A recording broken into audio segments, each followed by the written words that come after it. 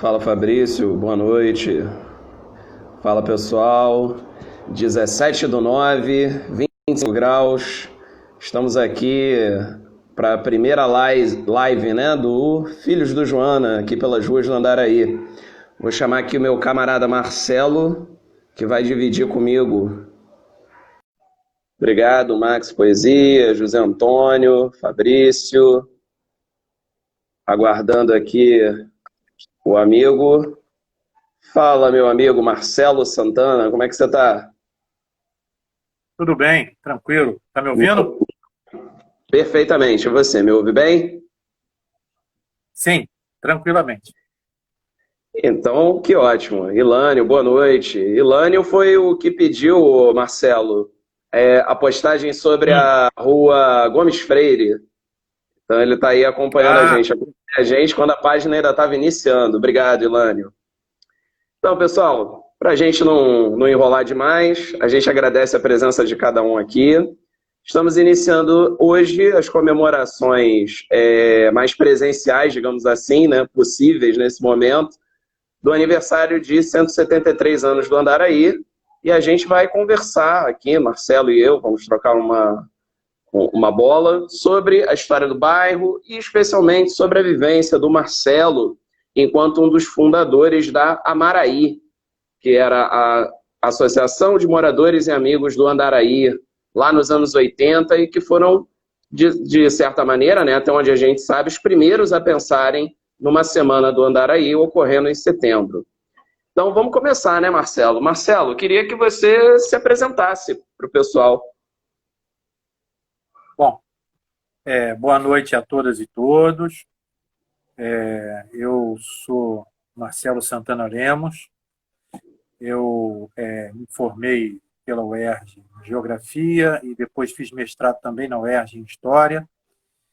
E, assim, tenho uma ligação bastante afetiva com o bairro do Andaraí, porque em 1979 eu saí de casa, me casei e vim morar aqui, ali perto do batalhão, do 6º Batalhão da Polícia Militar, na Travessa Américo de Oliveira. E então, meu primeiro filho, inclusive, nasceu e passou uma parte da sua infância no Andaraí. Eu fiquei aqui, num primeiro momento, até 1982 para 83. Depois voltei a morar no Andaraí, na rua Paula Brito, entre 87 e 90. Então, durante esses 7 anos, né, eu vivi aqui no Andaraí e a gente participou de várias coisas, inclusive da mobilização e da criação da Associação de Moradores do Andaraí, a Maraí. Marcelo, assim, antes da gente falar da Maraí, eu acho que muita gente veio aqui, né, querendo saber um pouquinho da história do bairro. Você tem como fazer um breve histórico do bairro do Andaraí? A gente está defendendo a data de 1847, mas a história do Andaraí se perde no meio da história do Rio, né? Pode falar um pouquinho disso para gente? Com certeza. Eu vou começar, de onde devia começar toda a história do nosso país. A ocupação do Rio de Janeiro tem 8.000 anos.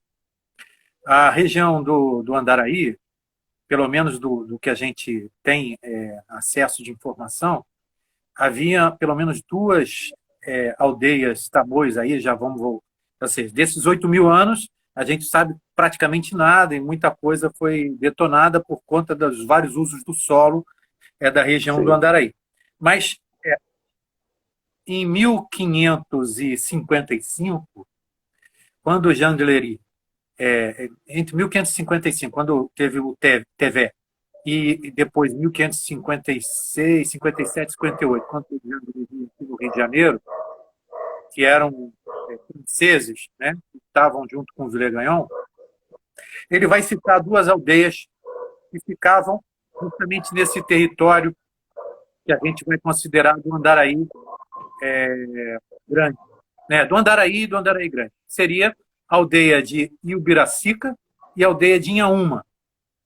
As duas aldeias foram derrotadas, a de Iubiracica era bastante conhecida, inclusive era citada por Anchieta como a aldeia dos infernos, né? E ela ficaria mais ou menos entre a região do Rio Comprido e a região de São Cristóvão, mas mais para dentro, porque aquelas áreas eram de pântano, né?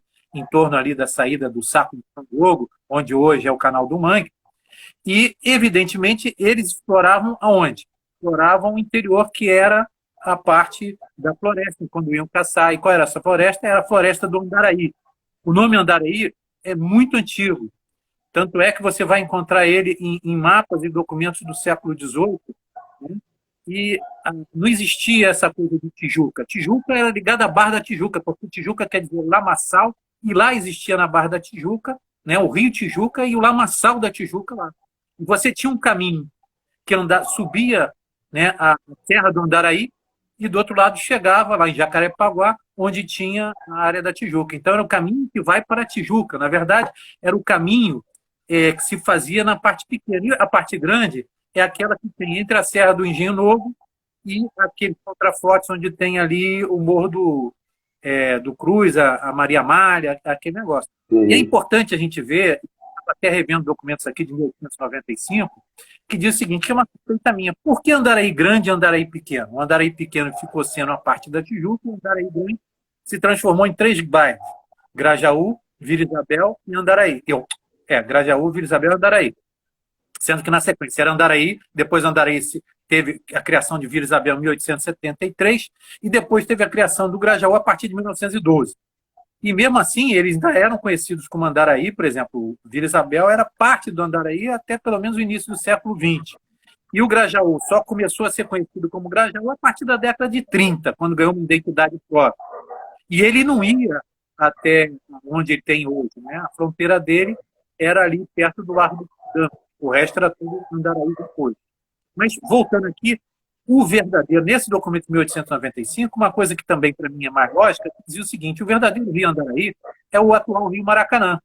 Porque a única forma de você conceber a divisão, né, de uma parte que é o Andaraí Grande, ou seja, que você tinha uma parte de planície grande, que era onde ficava depois a Fazenda do Macaco, que vai virar Vila Isabel, e da outra parte pequena, um vale mais estreito, que vinha da Muda até a Praça Sans Pena, que era o Andaraí Pequeno. E justamente a divisão do caminho entre o caminho do Andaraí Pequeno e o caminho do Andaraí Grande era hoje a rua Pinto Figueiredo, e justamente cortava ali o Maracanã naquele momento. Então tem lógica dizer que o verdadeiro Rio Andaraí era o Rio Maracanã. O outro rio, sim, que é o rio que dá nome ao nosso coletivo, que é o Rio Joana, que já teve o nome de Rio Pituba, que já teve o nome de Rio São Cristóvão, que já teve o nome de Rio Cachorros, ele, na verdade, ele era um rio que banhava essa parte da superfície do Andaraí Grande, né? E esse nome Joana, que aliás é o nome do nosso coletivo, é porque no começo do século XIX, Dom João VI vai comprar uma parte ganha as terras do Elias para fazer ali a Quinta da Boa Vista, e a fronteira dele eram as terras da Dona Joana. E nessas terras da Dona Joana, em que ficava hoje onde é General Canabarro, aí vai ter, inclusive, muitas articulações para a história do Brasil. Inclusive, a maioridade do Dom Pedro II foi confabulada secretamente ali na chácara da Joana. Então, o nome dessa chácara, dessa localidade, passou a ser o Rio Joana. E hoje nós resgatamos, né, nós somos filhos da Joana, e resgatamos esse nome, não para confabular a maioridade do Dom Pedro II, mas sim para lutar pela melhoria do bairro, como fez a Maraí.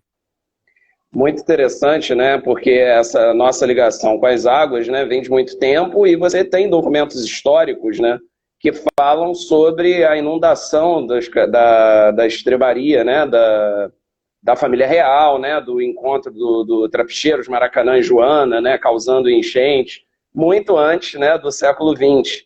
E aí, essa questão das enchentes, a gente só conseguiu mais ou menos controlar, especialmente na região da Praça da Bandeira agora, né, nesse início do século XXI, com as obras aí que aconteceram, né? Mas, então, você falou desse Andaraí, e ao longo do tempo ele foi perdendo o seu espaço, né? Ele foi se descaracterizando, ele foi perdendo algumas ruas. O Andaraí Grande, no século XIX, ele começava ali mais ou menos onde é hoje o Batalhão da PE, não é isso? E se estendia até a Borda do Mato, pegando uma parte do que hoje a gente conhece como Tijuca e de Vila Isabel. Você tem como dar um panorama para a gente, mais ou menos, de como era esse Andaraí do século XIX? Bom, vamos lá. Nós temos um mapa da Biblioteca Nacional de 1840 que ele tenta retratar a realidade mais ou menos de 1820, 1830. E nesse mapa a gente vai ver que tem algumas chácaras que dominavam Andaraí, né? É bom entender o seguinte: toda a região que vai desde o Catumbi até o Engenho Novo era uma fazenda dos jesuítas e ficou com eles, é uma sesmaria dos jesuítas, chamada Sesmaria de Iguaçu, e ficou com eles de 1565, foi a primeira sesmaria doada por Estácio de Sá, até 1759, quando foi os bens dos jesuítas sequestrados, eles foram presos e expulsos do Brasil, por Marquês de Pombal. E, a partir daí, algumas terras dessas, dentro desse, né, antigo engenho velho, Andaraí Grande, elas eram arrendadas e elas foram depois vendidas em asta pública, em leilão, para muita gente que arrendava a própria terra e para outros também. E daí surgiram as chácaras. Então, esse mapa de 1820, ele mostra algumas dessas chácaras. A grande chácara do Maxwell, a chácara a fazenda do Macaco, a da Duquesa de Bragança, e você tinha a do Manuel Joaquim também, que pegava partes do Andaraí e parte do Grajaú. Então, em 1820, você tinha algumas grandes chácaras ali, umas 5 ou 6, que pegavam praticamente todo o Andaraí Grande, que incluía, no caso, porque não existia, a Vila Isabel, né? E Grajaú menos ainda.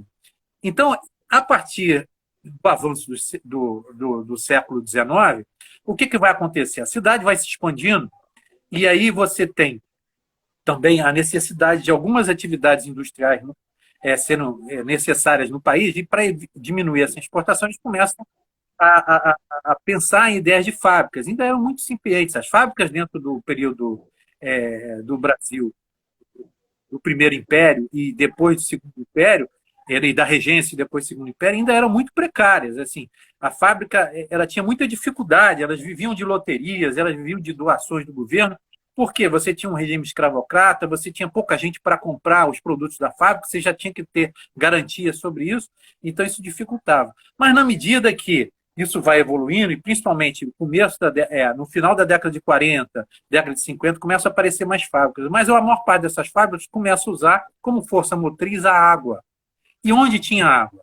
Tinha água, por um lado, na região ali de Laranjeiras, Botafogo, Gávea, e do outro lado, aqui, Andaraí. Então, com isso, as fábricas começaram. Existiam algumas fábricas no centro da cidade, mas eram de pequeno porte. Fábricas maiores, que precisavam de uma força motriz maior, utilizavam vapor d'água. Então, para isso, precisavam de mecanismos, né, em áreas que pudesse captar. Então, aí o Rio Maracanã e o Rio Joana eram fundamentais nesse sentido. E uma das primeiras fábricas a serem instaladas aqui na região do Andaraí, e que vai mudar sua função de uma função, né, que começa a mostrar uma outra vocação, que não era vocação agrícola, ou seja, das chácaras antigas, e das fazendas antigas para as fazendas novas, vai ser a de Joaquim Diogo Hartley. O Joaquim Diogo Hartley, ele vai comprar uma parte da chácara do Portão Vermelho. Essa chácara do Portão Vermelho é uma chácara muito antiga, ela vem de sucessivas heranças, né? Ela chega ao século XIX, em 1802, ela era de Miguel Gonçalves Duarte, depois ele passa para o seu herdeiro, capitão Manuel Ribeiro Guimarães, e o herdeiro do capitão Manuel Ribeiro Guimarães, em 1846, era o Rangel. Então, a famosa chácara do Portão Vermelho do Rangel, que tinha frente para onde hoje é a Conde Bonfim, na Tijuca, e os fundos era para Barão de Mesquita, indo até onde hoje é a José Higino, todo esse quarteirão era uma chácara. E dentro dessa chácara, Hartley pega uma parte dela, onde hoje é a polícia do Exército, né, onde infelizmente foi o famigerado doicode, né, teve instalado ali, e ali ele instala a sua fábrica. Essa fábrica precisa de dinheiro para funcionar, ele pede um empréstimo para o governo de 100 mil contos naquela... Não, 100 mil, eu acho que era 100 mil contos naquela época, se compromete com o seu patrimônio, e essa fábrica começa a funcionar a partir de 47 para 48, e funciona com 65 teares, com dezenas de operários, que vão morar ali perto também, né? Então, essa primeira sinalização da mudança de uso do espaço do Andaraí Grande. E essa primeira sinalização é o marco que a gente está defendendo, nós do coletivo, né, para comemorar a data do 73 anos, porque a partir de 1847 ela efetivamente se organiza e é a primeira fábrica de algodão da região e uma das primeiras do Rio de Janeiro, e funciona até a década de 50, dadas dificuldades financeiras que se tinha sustentar uma fábrica ainda nesse momento que boa parte dos capitais era voltar a renovar a compra de pessoas escravizadas, né? Sim. Aproveitando, né, seu gancho da fábrica do Joaquim Diogo Hartley, né, ali na chácara do Portão Vermelho, ele pede 200, né, 200 mil contos de réis, né, e o governo só consegue 100. E aí ele, é claro, né, tem que hipotecar alguns bens e tal, e ele, ao longo do tempo, ele se queixa, né, nos jornais das dificuldades enquanto indústria e tal. Na verdade, né, Marcelo, a gente está mais próximo dessa documentação aí, né? A gente tem visto que ser industrial no Brasil, império, era realmente difícil, né? E a gente tem vários relatos de fábricas do Andaraí grande, né? Até anteriores à do Diogo Hartley, mas que não conseguiram ficar muito tempo abertas, né? Reclamando dessas dificuldades, dessa falta de incentivo e tal. Elas vão se consolidar de fato, né? Apesar desse pioneirismo de algumas delas, a partir dos anos de 1880 para frente, né? E aí a gente vem com as grandes indústrias daqui da área, né? A Hanseática, né? A indústria de bebidas que vai dar origem à Brahma, né? Da região ali onde hoje é José Gino. A gente vai ter a Confiança a partir de 1885, se não me engano, né? Em 1895, a fábrica Cruzeiro, né, do Grupo América Fabril, também vai dominar, onde hoje a gente conhece como Tijolinho, né?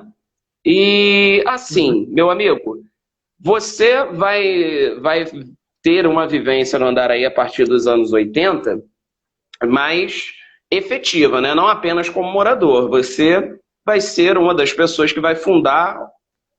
Você diz que não é a primeira, né? Você encontra documentos dizendo que já existiram outras iniciativas de moradores do bairro, né?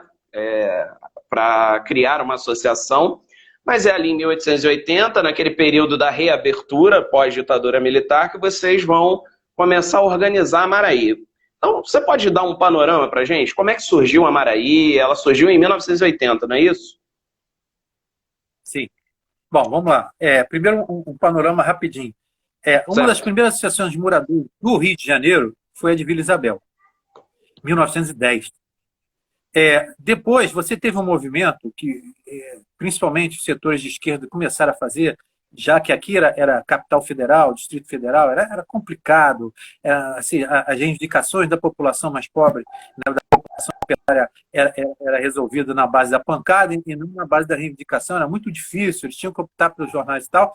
E você, na década de 50, a população começa a se mover dentro do movimento mais geral, né, de avanço da democratização depois da ditadura Vargas, e surgem as sociedades dos amigos do bairro, as SAPs, etc. E tal. Entre elas, uma do Andaraí, que eu não conhecia, fui saber recentemente.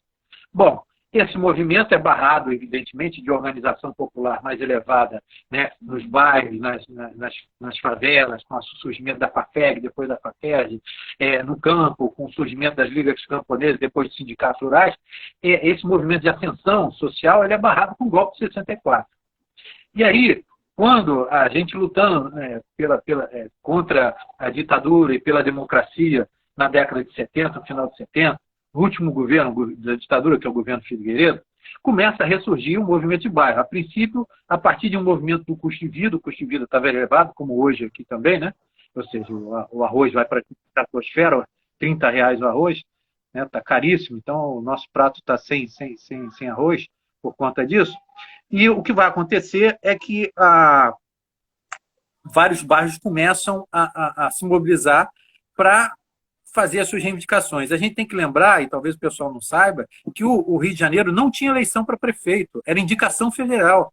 Tinham várias cidades que estavam sob a Lei de Segurança Nacional e que não votavam nos seus prefeitos. Então, portanto, as demandas eram dos amigos do poder, a demanda era dos amigos dos militares, eram dos amigos dos militares, então era muito difícil a população ter isso. Então, houve um incentivo à organização popular, os setores populares começaram a se organizar, os setores de esquerda, inclusive, né, que estavam na clandestinidade, começaram também a atuar dentro desse movimento, e eu, como tinha vindo para o Andaraí em 79, estava tendo um movimento de organização dos moradores aqui para mobilizar pelo Andaraí. O Andaraí já estava sendo esmagado pela especulação imobiliária, né? Ou seja, uma parte grande do Andaraí começou a ser dito que era Grajaú, que é aquela parte que envolve a Uberaba, que envolve toda a área onde tinha a indústria de bélica lá.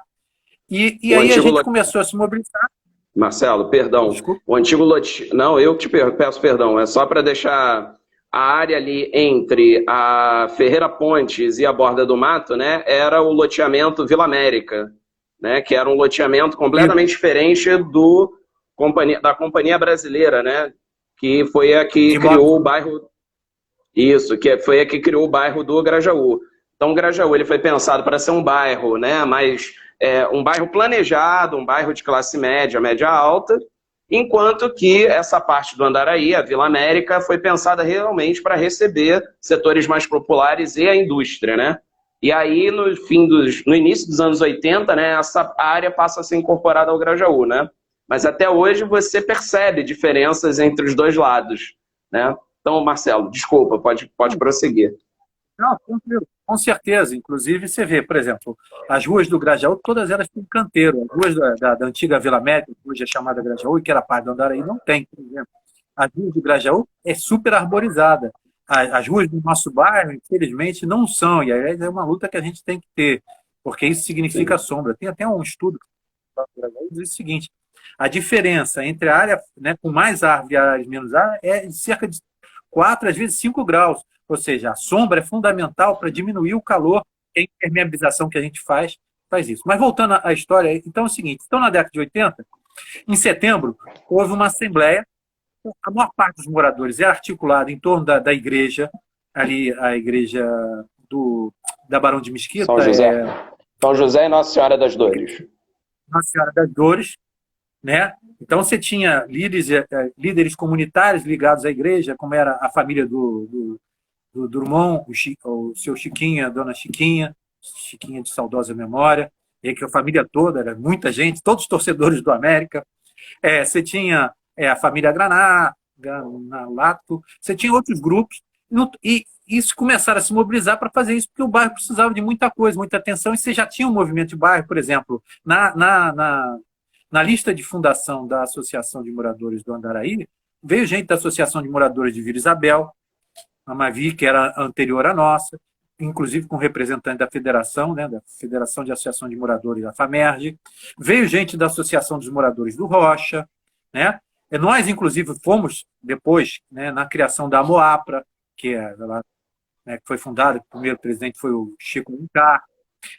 Então, o que vai acontecer é que esse movimento começa a surgir para começar a mobilizar a população pelas suas reivindicações que durante muito tempo, durante a ditadura, não foram atendidas e os bairros ficaram a vão ter, ao Deus dará, desculpe, por conta justamente da falta de assistência, né, que se dava dentro desse momento em que a gente estava sob a Lei de Segurança Nacional, em que as prefeituras eram indicadas. Só a Zona Sul recebia dinheiro de todo o que era arrecadado na prefeitura.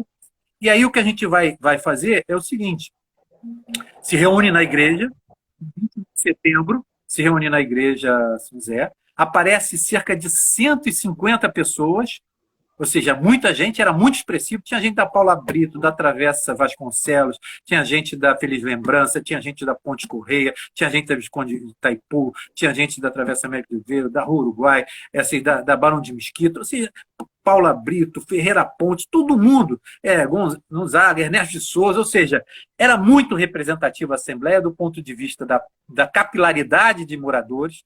Nós elegemos um conselho de representantes, eu fui do conselho de representantes, e uma primeira diretoria.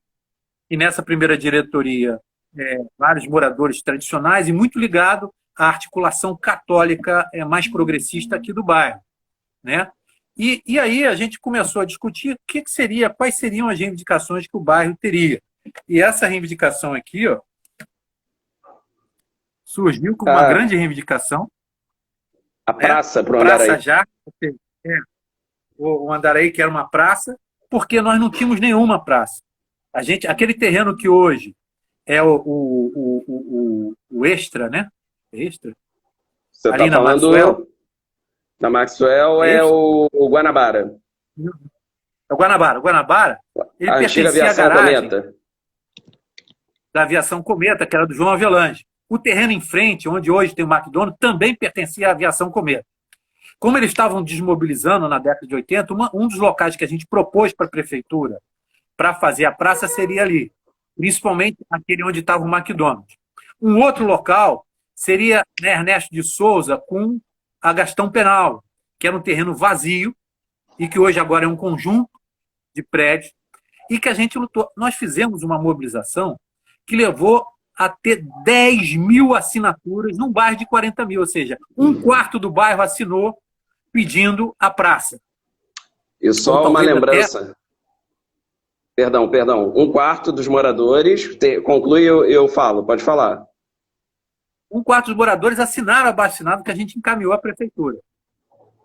E aí o prefeito, na época, ficou, é muita gente, era muito expressivo o movimento, porque não tinha lugar para a gente levar as crianças para brincar. Meu filho estava pequeno, eu precisava ter um local, as outras pessoas também. Era um bairro sem muita árvore, praticamente, quase todo desmatado, e ali era um terreno de ferro velho, uma área invadida que era bom. E a prefeitura, depois de algum tempo, uma segunda prefeitura, que me parece que aí é uma prefeitura do Movimento Popular, a prefeitura do Saturnino Braga, e o Jó Rezende é o vice-prefeito, e ele era da Federação de Moradores, ou seja, era uma primeira prefeitura realmente com uma característica bem popular e que foi sabotada, porque, por exemplo, deram empréstimo para o Maluf e não deram empréstimo para o Rio de Janeiro aqui. Então, o Rio de Janeiro, que tinha uma dívida, acabou falindo. Mas acabou falindo por conta da manobra política, que é, evidentemente, um congresso reacionário, como até hoje também nós temos um congresso reacionário aí, e a gente sabe o que acontece quando você tem um congresso de maioria reacionária, em que vai ajudar aqueles setores que lhe interessam e vai ferrar com os setores que não lhe interessam. E foi o que aconteceu, a prefeitura acabou indo à falência. Então, o terreno que a gente tinha permutado, conseguiu permutar um terreno, a prefeitura desapropriou o terreno do Ferro Velho, mas aí o que aconteceu? Começaram a trabalhar uma divisão. A gente ajudou a fundar a Associação dos Moradores do Morro do Andaraí, principalmente o Francisco e outras pessoas e tal. A Jurema começou a surgir como uma liderança do Morro do Andaraí, uma jovem liderança do Morro do Andaraí, ela foi depois vereadora e até deputada estadual, e Jurema Batista. E aí o que aconteceu? Acabaram criando uma cunha entre as nossas reivindicações aqui, né, e as reivindicações do Morro do Andaraí, e falar, tem que construir um CIEP ali. Acabou que nem o CIEP, nem a praça, e hoje é esse conjunto residencial. E a gente ficou sem praça. A única coisa que se conseguiu um alargamento do que a gente chama ali Praça Sachê, um pouquinho, e a gente conseguia fechar e fazer algumas atividades durante o final de semana. Fechava uma rua, eu não me lembro qual se era Barão do Itaipu, uma outra, algumas ruas para lazer das crianças, mas era... Agostinho Menezes já fechava nessa época? Eu não me lembro bem, assim, agora, assim, eu sei que a gente conseguia fechar algumas ruas e a própria praça, a gente fazia atividades lá na praça, a gente, né, cravou, Praça Sachê, apesar de não ter praticamente nenhuma característica. Nada, nem um aparelho de coisa e tal. Muito depois conseguiu uns aparelhos ali na região da Maxwell, onde hoje você tem um quiosquinho. Mas acabou também. O que a gente tem hoje aqui no Andaraí como uma praça, né, algo próximo, seria a Professor Darcy, né, que é dentro do tijolinho e que precisa, né, de maior atenção ali, né, mais cuidado, mas é o mais próximo que temos dentro dos limites do Andaraí como praça, né? A maioria vai para Nobel, né, ou vai para a Edmundo Rego, ou vai para Tijuca mesmo, né, especialmente a Praça dos Cavalinhos. O terreno que você está falando, né, na esquina da Gastão Penalva com Ernesto de Souza, foi a Merck, né? A Merck, ela, antes de ir para Jacarepaguá, ela foi pelo Andaraí, né? E foi embora e aquele terreno ficou lá. Eu lembro desse terreno, quando criança, como o Ferro Velho mesmo, né? E assim, nessas semanas do Andaraí, elas ocorriam em setembro porque foi a fundação, não é, da Maraí? Foi no mês de setembro, correto? É, correto. A gente tinha uma semana chamada Semana de Arte Viva. Nós fizemos a primeira e a segunda na Barão de Itaipu. E essa Semana de Arte Viva foi bom, porque a gente articulou muita coisa. A gente fechou a rua, a gente organizou nas reuniões que a gente tinha na igreja Nossa Senhora das Dores, os moradores, fomos em todas as casas, fomos à prefeitura, os moradores concordaram não botar carro, etc. e tal. Muita gente fez as suas barraquinhas, até eu fiz uma barraquinha de suco. E aí a gente arrecadou dinheiro para Maraí, era uma forma de arrecadar. A outra era o seguinte, a gente tinha eu era no segundo mandato da diretoria, eu virei tesoureiro da Maraí. Então a gente tinha um recibinho para poder, né, cobrar das pessoas que eram da Maraí, o pessoal tinha isso. Nós fizemos também um jornal, que era esse aqui, ó, Ponto Sem Réis. Os Pontos Sem Réis. Melhor, é um dos primeiros, né? A associação fez um agradecimento aos moradores, esse é o símbolo da associação, uma fábrica, né? Para a feira de arte. Fábrica estilizada. Uma fábrica estilizada, e aqui a feira, ó, a segunda-feira, a primeira foi lá também. E a gente trouxe, por exemplo, tinha uma folia de reis no Morro do Andaraí que a gente trouxe para apresentar lá.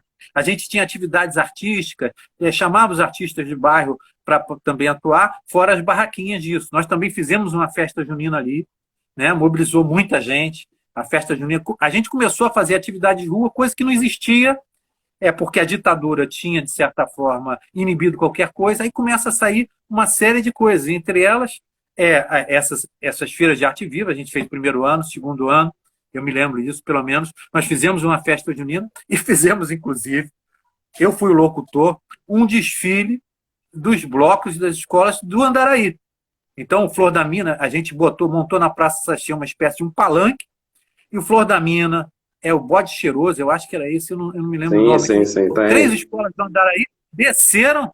Eu e o Sérgio, um amigo que também era da situação, vamos lá, trouxemos e desceram e desfilaram no Andaraí, coisa que não havia há muito tempo, porque eles desfilavam em outros locais e no Andaraí não. Então a gente estava também contribuindo a revitalizar o carnaval no Andaraí.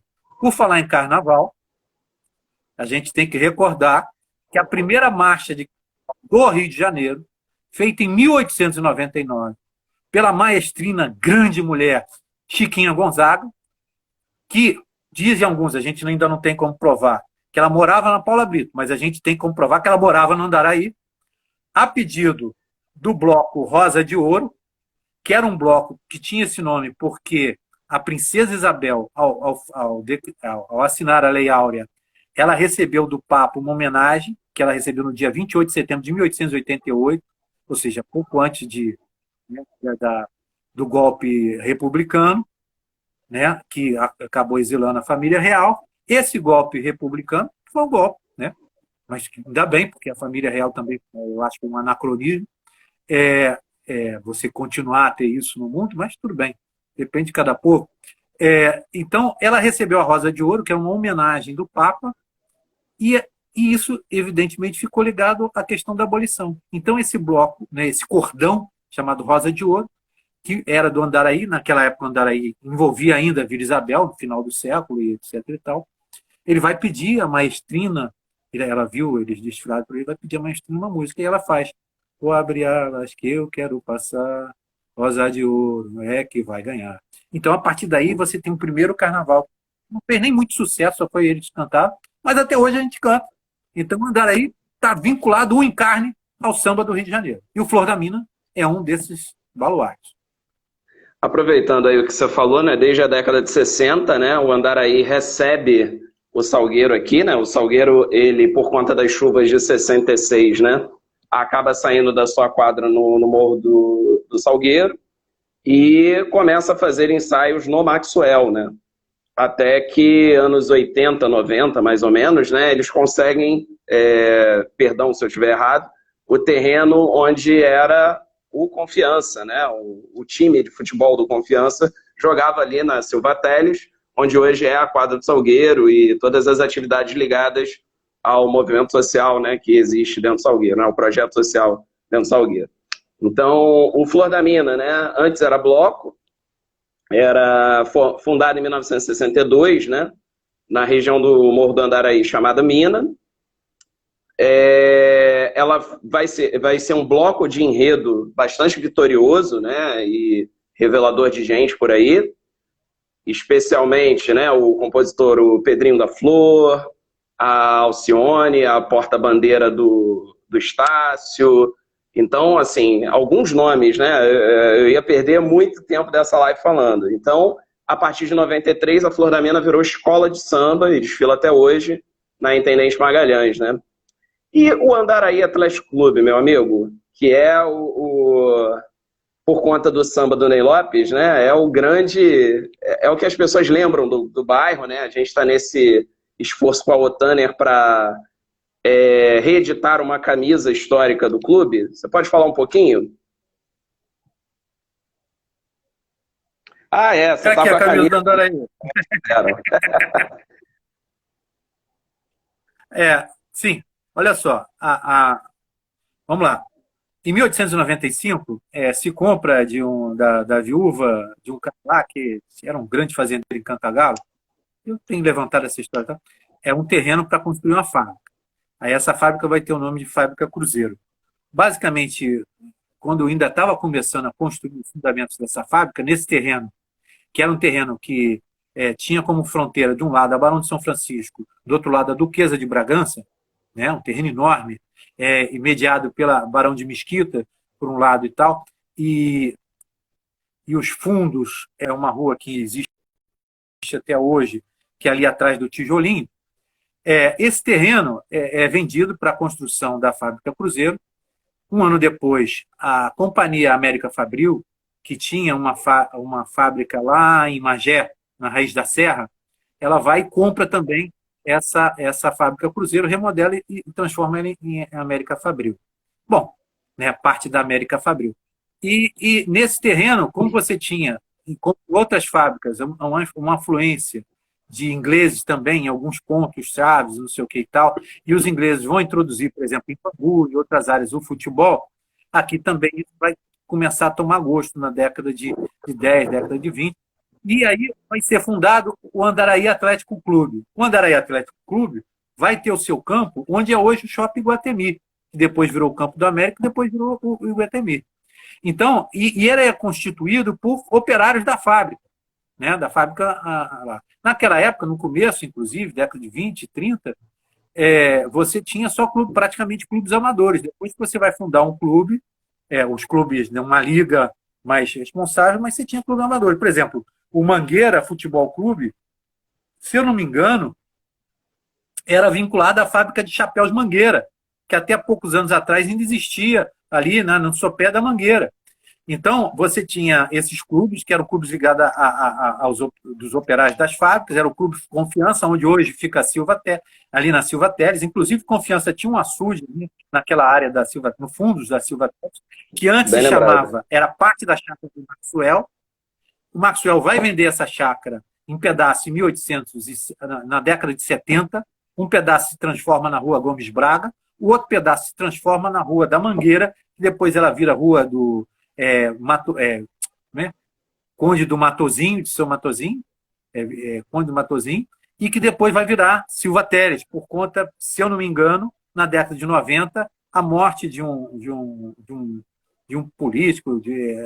Eu estou estudando sobre isso, ainda não, porque tem 2 Silva Teles, aí a gente fica confuso, mas provavelmente foi esse que morreu na década de 90, na Revolta da Armada. Ele morreu lá, né, por conta da Revolta da Armada, e homenagearam ele. Né? Então, ali a Silva Teles era uma boa parte dela, era uma propriedade do Confiança, que vai fazer o Clube Confiança ali. E aí depois, quando falha a fábrica, na década de 60, assim como faliu a fábrica Cruzeiro, e elas vão falir principalmente pelo seguinte: primeiro, os maquinários já eram antigos, então precisavam de dinheiro para fazer isso. Né? Então, no caso, por exemplo, da fábrica Cruzeiro, onde hoje é o Tijolinho, acontece que os Matarazzo, que eram donos daquela fábrica, eram oposição ao governo do golpe militar. Então, eles tinham empréstimos com o Banco do Brasil e a Caixa Econômica Federal, e esses empréstimos foram dificultados, não foram renovados. Eles acabaram pedindo falência.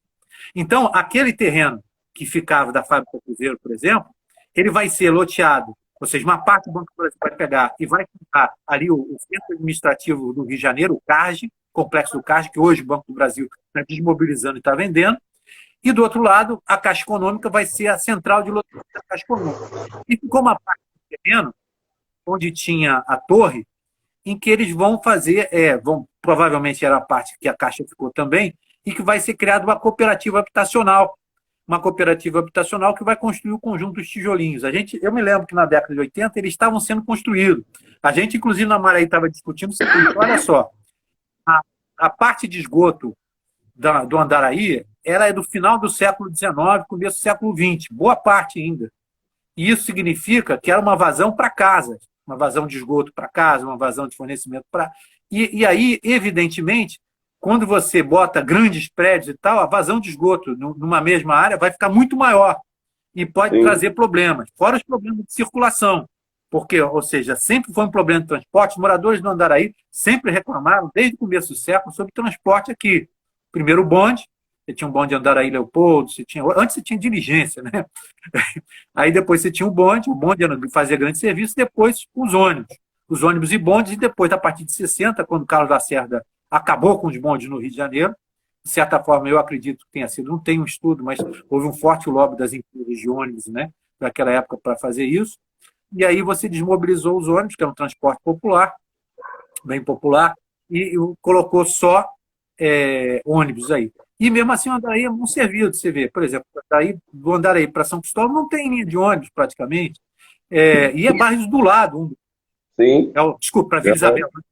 Para Vila Isabel. Sim. Então, assim, você está um monte de moradores, 10 mil moradores num local, né, que poderia fazer problemas de esgotamento, problemas em relação à coisa, era um problema que foi discutido, inclusive, na Maraí. Então, esse terreno da fábrica Cruzeiro, que faliu a partir de 64, 65, 66, se transformou no complexo do Banco do Brasil, que hoje está sendo desmobilizado, na parte onde hoje é o SERPRO, e que era da Caixa Econômica Federal, e a outra parte é a cooperativa habitacional. E o campo, que ficava ali, depois o América assumiu, ali também a Escola de Samba Vila Isabel fazia seus ensaios, sim, sim. E depois não tentou-se, inclusive, houve um movimento da Escola de Samba do Unido de Vila Isabel para tentar tombar o local para a gente poder ali fazer a escola. Eu me lembro que eu acompanhei naquela época o Kizomba, eu sou amigo da Russa, o Martim da Vila também, e tentar fazer ali tombar para fazer a sede da Unido de Vila Isabel. Não se conseguiu, se derrubou e se transformou naquele shopping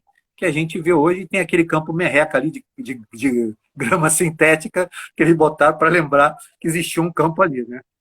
O pessoal até assistia, eu vi outro dia, né? Do aquele morro, né? Para não pagar ingresso, sim, as disputas ali que tinha. Nos anos 80, 90, né, o pessoal ficava ali no Morro de Santo Antônio, né? No alto fica a igreja de Santo Antônio de Lisboa, e assistia jogo ali com tranquilidade, né? E tem alguns vídeos aí no YouTube onde mostra, né? O Luizinho, por exemplo, no auge da forma no América, destruindo num jogo e tal. Então são memórias afetivas que o Andaraí tem, né? Alguém colocou aqui, né? A aldeia campista, que até hoje é pouco conhecida, também era Andaraí. Era um Andaraí grande, né? Só que a aldeia campista, ela pertencia... Eram terrenos que pertenciam ao Maxwell e ele foi doando aos seus genros, não é isso? A aldeia campista também era parte do Andaraí Grande, né? Era a parte mais embaixo do Andaraí Grande, onde hoje Maracanã, boa parte dela é chamado bairro do Maracanã, de vizinho com Vila Isabel, e são terrenos que também vão ser loteados, fazendo casas ali na década de 10, 20 do século 20, né? Ele é um bairro posterior ao de Vila Isabel e ao que sobrou do Andaraí nesse cerco, né? Do Andaraí pequeno, Andaraí grande. E está sendo esquecido de história, mas se a gente for pensar nisso, o Engenho Velho pegava tudo isso, o Engenho Velho dos Jesuítas pegava tudo isso aí. Agora, o Andaraí é o nome mais antigo, que é o nome indígena, é o nome da região dos índios tamoios ali, e foi esse nome apropriado. Inclusive, o caminho, o Piaberu, né? Assim, penetrava na floresta, tanto o Piaberu para o Andaraí pequeno com o Piaberu para o Andaraí grande, hoje são grandes artérias. Uma é a Conde de Bonfim e outra é a Barão de Mesquita e depois Barão de Bom Retiro. São caminhos antiquíssimos, são caminhos de mais de 500 anos, né? E que hoje são traçados de ruas conhecidas no nosso bairro, no caso da Barão de Mesquita e, de certa forma, a parte do Barão de Bom Retiro, fazia parte do Andaraí também. Só que dar um abraço a um amigo e também fundador da Maraí, que apareceu aqui, que é o Paulo Seabra, que era da Associação dos Moradores do Rock. Se a nossa Assembleia está aqui nos assistindo aqui, né? Que honra, que honra. Fico muito feliz de ver o Paulo. Obrigado, Paulo. A gente está comentando, né, sobre essa coisa da descaracterização do Andaraí, né? E a gente está caminhando para o final da live. Então agora, meu amigo, eu queria que a gente fizesse uma defesa aqui do aniversário. Por que é importante que o bairro tenha um aniversário? Né? A gente aqui na região da dita Grande Tijuca, a Tijuca tem seu aniversário, Grajaú tem seu aniversário, Vila Isabel também, o Andaraí não. O Andaraí ele não tem uma semana, um dia dedicado a gente comemorar, né, a relembrar a história do bairro. E aí eu queria, né, por que você acha importante esse movimento do Andaraí 173 anos, na sua visão? Bom, primeiro ele retoma lutas que a gente fazia já na década de 80 e talvez a outra luta da primeira associação na década de 50 por melhorias no bairro. Mesmo que o coletivo hoje é uma forma de organização, né? O coletivo dos Filhos da Joana, que chama atenção para a preocupação e uma forma de valorizar o bairro é com a história. Conhecer a sua história também parte para você ter alguns marcos de reconhecimento, né? Então, de identidade, identitário. Então, a gente entende como bairro o Andaraí quando ele passa de urbano, ou de rural para urbano. Ou seja, o Andaraí das Chácaras, o Andaraí Grande das Chácaras, começa a se transformar no Andaraí urbano que a gente conhece hoje, a partir do momento do estabelecimento de fábricas. E a primeira delas é a do Hartley, porque todas as outras fábricas que existiam nesse período eram no Andaraí pequeno, onde hoje é Tijuca. A única que tinha voltado a sua fábrica para a Barão de Mesquita, antiga estrada do Andaraí Grande, antes caminho do Andaraí Grande, etc. e tal, era a fábrica do Hartley. Então, é um marco, como a gente também, por exemplo, estabeleceu um marco lá no Grajaú, da casa do Tricário, que era arquiteto da Companhia Brasileira de Imóveis e Construções, quando a gente propôs à prefeitura estabelecer um marco. Então, ele foi de 1915, se não me engano, né? Lá por conta disso. E o marco que está se propondo, o coletivo está propondo o Andaraí, é esse de 1893 anos, 47. O que é importante foi quando a fábrica começou a funcionar, quando você começou a ter uma junção de pessoas para atividades urbanas, que era a da fábrica e morar perto, etc. e tal, e a partir daí o bairro cada vez mais foi feito isso. Então você vê o desenvolvimento das ruas, que tem em 1873, eram 13 ruas que ainda existem no bairro aqui, né? Pelo menos reconhecidas pela município neutro da Corte, né? E que hoje é o Rio de Janeiro. E por isso é importante. E por que é importante comemorar? Porque quando a gente comemora, a gente rememora, a gente cria uma memória do bairro, a gente cria uma valorização. A gente só briga pelo que a gente conhece. Então, a gente conhecer a história das ruas do Andaraí, conhecer a história do bairro, ter uma data para comemorar, para mobilizar culturalmente o bairro, que é o caso que Andaraí fazia com as feiras de arte viva, né, com a festa junina, com a presença dos blocos, né, revitalizando a cultura da área, rememorando a nossa vinculação com o Carnaval Carioca, a importância do Andaraí para o Carnaval Carioca, o primeiro samba, a primeira marcha que é cantada até hoje, que é o Abre Alas, foi feita aqui no nosso bairro, né? Poetas como o Humberto Campos estiveram aqui, o Paulo Brito, o primeiro tipógrafo negro do brasileiro, né? É homenageado com rua aqui. Então, nós temos um famoso farmacêutico que também era ligado ao mundo da música, que era o Ernesto de Souza, né? Que tinha aquele reclame que todo mundo conhecia nos bondes, né? Do rum cruzotado, né? O reclame era... ilustre passageiro, este tipo bem faceiro que o senhor tem ao seu lado. Mas, no entanto, acredite, quase morreu de bronquite, salvou-a o rum creosotado. Era o grande, né, reclame dos bondes da época, né? Que era o remédio do Ernesto de Souza, que ganhou o nome da Rua São Justino, né? Era a antiga Rua São Justino. E ela foi batizada Ernesto de Souza ainda em vida, né? Ele ainda em vida, né? Sim, ainda em vida. E o filho dele, o Gastão Penal, que era escritor também, serviu a Marinha, era escritor, encontra com o pai. Pai e filho, um dos poucos bairros que o pai e filho se encontram através das ruas homenageadas por ela. Então, é importante esse aniversário por conta disso. Primeiro, para mostrar que o bairro do Andaraí existe, resiste à especulação imobiliária, quer resgatar a sua memória, e tem várias reivindicações, entre elas essa questão, ou seja, a gente tem pouco verde, continuamos não tendo praça, continuamos tendo um bairro que tem descaso, né? Que tem um péssimo transporte, é um bairro que você tem aí, entre outras coisas, não tem patrimônio para o bairro, ou seja, o que é tombado do Andaraí? Foi proposto, quando se fez o plano de estruturação urbana, em 1987, durante o governo do prefeito Saturnino Braga, um plano aqui para o bairro. Esse plano, em parte, foi estabelecido e proporam vários tombamentos que não se realizaram. Então, ou seja, enquanto outros bairros têm tombamentos, nós temos aí casas antigas. Eu estava percorrendo virtualmente algumas casas, já que a gente está em pandemia aí, né, do Andaraí. Tem várias casas antigas que podem ser discutido com os moradores e tal, tombar como símbolos de um Andaraí do passado.